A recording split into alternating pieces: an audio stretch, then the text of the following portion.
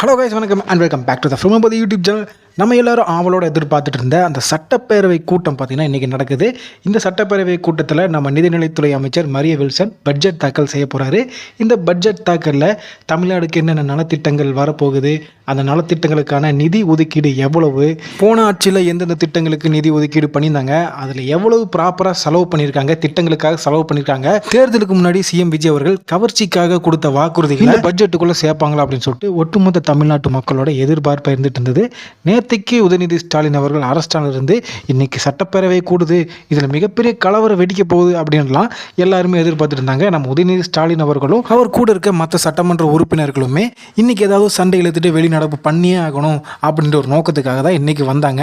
ஆனால் வந்துட்டு நம்ம மரிய வில்சன் அவர்கள் கரெக்டாக 10 மணிலிருந்து கிட்டத்தட்ட 2.5 மணி நேரம் அந்த பட்ஜெட் தாக்கல் சம்பந்தப்பட்ட டாக்குமெண்ட்டை படிச்சுட்டே இருக்காரு. ஒருவேளை நியூஸ்ல ரீடெலிகாஸ்ட் பண்றாங்களா இல்லை உண்மையிலுமே ஒரு 2.5 மணி நேரம் படிச்சுட்டு இருக்காரு அப்படின்னு தெரியல. நான் என்னடா ரொம்ப நேரம் படிச்சுட்டு இருக்காரு அப்படின்னு நான் வெளியே போயிட்டு உள்ளார வந்து பார்த்தேன்.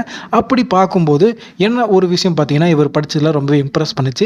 எல்லாருமே நடிகர் ஆர்யா நடித்த மதராசப்பட்டினம் அப்படின்ற படத்தை கண்டிப்பாக பார்த்துருப்பீங்க. அந்த படத்தில் கூவா ஆறு பார்த்தீங்கன்னா அவ்வளோ நீட்டாக அவ்வளோ அழகாக காமிச்சிருப்பாங்க. அதில் போட்டிங் பண்ணுறாங்க, குழந்தைங்க குளிச்சு விளையாடலாம், அந்த மாதிரி ரொம்பவே அழகாக காட்டிகிட்டு இருந்த ஒரு ஆறு பார்த்தீங்கன்னா இப்போ அரசியல் மாற்றங்களால் அரசியல்வாதிகள் சரியாக கவனிக்காமல் விட்டு கூவா ஆறு இப்போ சாக்கடை ஆற மாதிரி ரொம்ப வருஷம் ஆச்சு.